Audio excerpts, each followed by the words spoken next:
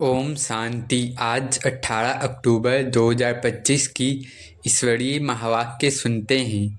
आज बाबा ने कहा, मीठे बच्चे, आत्म अभिमानी होकर बैठो, अंदर घोटते रहो, मैं आत्मा हूँ, देही अभिमानी बनो, सच्चा पाठ रखो तो समझकर बनते जाएंगे, बहुत फायदा होगा। बाबा आज करें, देही अभिमानी बनो तो बनते भी जाएंगे और समझते भी जाएंगे और बहुत फ़ायदा भी होगा। और सच्चा चार्ट रखो। फिर प्रश्न में बाबा ने कहा, बेहद के नाटक को समझने वाले बच्चे किस एक नियम को अच्छी रीति समझते हैं? उत्तर में बाबा ने कहा, यह अविनाशी नाटक है, इसमें हर एक पाठधारी को पाठ बजाने अपने समय पर आना ही है। कोई कहे हम सदा शांति धाम में ही बैठ जाएं, तो यह लॉ नहीं है। बाबा कहते हैं तो यह नियम नहीं है, उसे तो पाठधारी ही नहीं कहेंगे। यह बेहद की बात, बेहद का बाप ही तुम्हें सुनाते हैं। अच्छा, ओम शांति। अब हम सुनते हैं मुरली की मुख्य पॉइंट्स। पहला है बाप का पहला आदेश, अपने को आत्मा समझो, देह अभिमान छोड़ो, देह अभिमान ही अज्ञानता की जड़ है। दूसरा, बेसमझ से समझकर बनना, आधा कल्प से मनुष्य देह अभिमान में आकर बेसमझ बने हैं, अब परमात्मा ज्ञान देकर फिर से समझदार बना रहे हैं। तीसरा, देही अभिमानी स्थिति, बाबा ने कहा, जो आत्मा को याद करती है वही समझकर बनती है। देह अभिमान में रहना ही पतन का कारण है। बाबा करें, देह अभिमान में, देह का भान में रहना ही पतन का जड़ है। चौथा, माया का प्रभाव, बाबा ने कहा, माया के कारण हम पूज्य से फिर पुजारी बने हैं, अब फिर से पूज्य बनने का समय है। पांचवा, ज्ञान का सागर कौन? एक ही शिव बाबा ज्ञान का सागर, पतित पावन और सर्व का सद्गति दाता है, वही मुक्ति और जीवन मुक्ति देने वाला है। छठा, मुख्य दवाई, बाबा कहते हैं योग से भविष्य 21 जन्म निरोगी बन जाएंगे, यही एकमात्र दवाई है। सातवां, शांति धाम और दुख और सुख धाम का भेद, बाबा करें, शांति धाम में शांति है पर शरीर नहीं, सुख धाम यानी स्वर्ग में पवित्रता और संपूर्ण सुख है। आठवां, याद की यात्रा का महत्व, बाबा करें, सब रोग दुख और विकर्म बाबा की याद की यात्रा से मिटेंगे, यही सच्चा योग है। नौवां, राजाई का वर्षा, बाप बच्चों को राजाई देने आए हैं, आधा कल्प तुमने उन्हें याद किया है। बाबा करें, आधा कल्प तुमने बाबा को याद किया है, अब बाप वर्षा देने आए हैं। 10वां, ज्ञान और भक्ति का अंतर, बाबा करें, ज्ञान से दिन, भक्ति से रात होती है, अब अज्ञान नींद से जागना है। मुरली का सार है, अपने को आत्मा समझो, बाप को याद करो, यही याद की यात्रा ही पतित को पावन बनाने की दवा है। देह अभिमान छोड़कर देही अभिमानी बनो, यही सच्चा पुरुषार्थ है।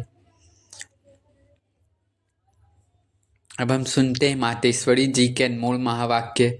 पहला, परमात्मा यानी सृष्टि झाड़ का बीज, इस मनुष्य सृष्टि झाड़ का बीज रूप परमात्मा है, उसी से मिलने वाली नॉलेज सभी मनुष्यों के लिए है, चाहे किसी भी धर्म या मत के हो। दूसरा, सभी धर्मों के लिए ज्ञान, परमात्मा का ज्ञान सार्वभौमिक है, हर धर्म वाले इस ज्ञान से लाभ उठा सकते हैं क्योंकि परमात्मा सबका पिता है।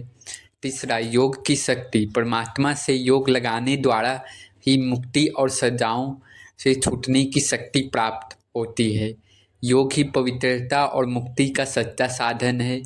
चौथा, पवित्रता का फल, जो अलग आत्मा परमात्मा से योग में रहती, बाबा करें,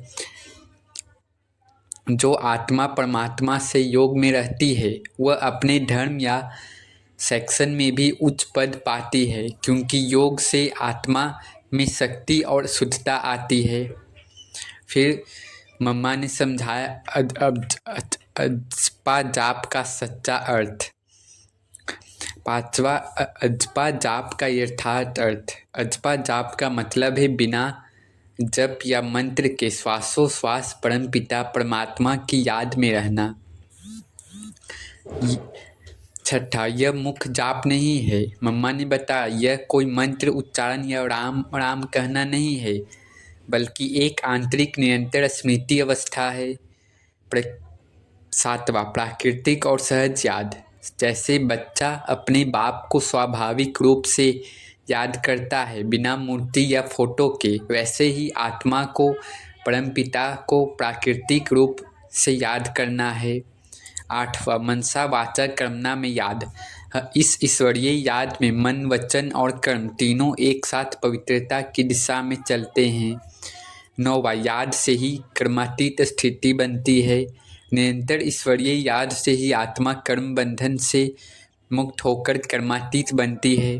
10वां, याद ही सच्चा योग। यह सहज, स्वाभाविक और निरंतर याद ही सच्चा योग है, जो मुक्ति और जीवन मुक्ति दोनों की चाबी है। संक्षेप में सार है, परमात्मा से योग लगाना ही मुक्ति की शक्ति देता है। निरंतर श्वासोश्वास उस एक परमपिता की याद में रहना, यही सच्चा अजपा जाप, यही कर्मातीत स्थिति की चाबी है। अब नशा चढ़ाने वाले पॉइंट्स हैं। पहला, मैं अविनाशी आत्मा हूँ, देह नहीं, मैं अविनाशी आत्मा हूँ। दूसरा, मेरा बाप है ज्ञान सागर, पतित पावन, शिव बाबा। तीसरा, मैं बाबा की आँखों का तारा, बेहद का बच्चा हूँ। चौथा, बाबा मुझे राजाई का वर्षा देने आए हैं। पांचवा, मेरा 84 जन्मों का ड्रामा फिक्स और सटीक है। छठा, मैं देही अभिमानी समझदार आत्मा हूँ।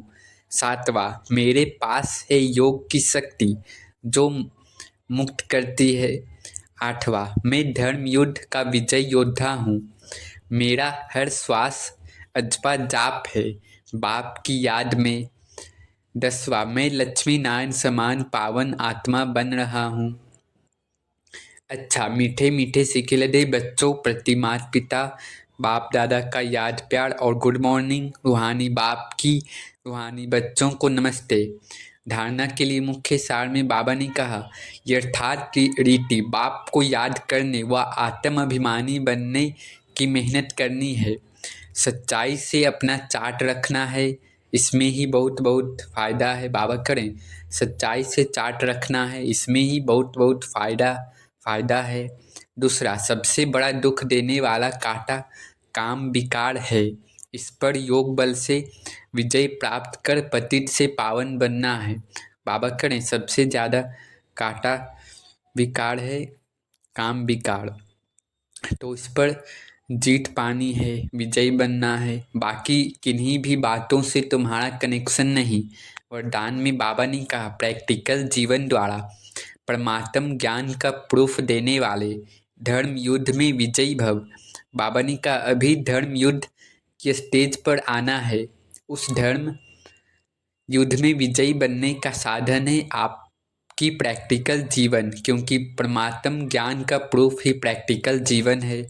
आपकी मूर्त से ज्ञान और गुण प्रैक्टिकल में दिखाई दे, क्योंकि आजकल डिस्कस करने से अपनी मूर्त को सिद्ध नहीं कर सकते, लेकिन अपनी प्रैक्टिकल धारणा मूर्त से 1 सेकेंड में किसी को भी शांत करा सकते हो। स्लोगन में बाबा ने कहा, आत्मा को उज्जवल बनाने के लिए परमात्म स्मृति से मन की उलझनों को समाप्त करो। अव्यक्त इशारे हैं, स्वयं और सर्व के प्रति मनसा द्वारा योग की शक्तियों का प्रयोग करो। बाबा ने कहा, अभ्यास की प्रयोगशाला में बैठ योग का प्रयोग करो तो एक बाप का सहारा और माया के अनेक प्रकार के विघ्नों का किनारा अनुभव करेंगे। अभी ज्ञान के सागर, गुणों के सागर, शक्तियों के सागर में ऊपर ऊपर की लहरों में लहराते रहो, इसलिए अल्पकाल की रिफ्रेशमेंट अनुभव करते हो, लेकिन अब सागर के तले में जाओ तो अनेक प्रकार के विचित्र अनुभव कर रत्न प्राप्त करेंगे। बाबा करें, अभी ऊपर ऊपर की लहरों में आप लहराते हो, इसलिए थोड़ा समय का अनुभव लेते हो। अब बाबा करें सागर के तले में जाओ, मतलब बाबा की पूरी अंदर तक याद में जाओ, तब विचित्र अनुभव मिलेंगे। अच्छा, ओम शांति, ओम शांति, ओम शांति।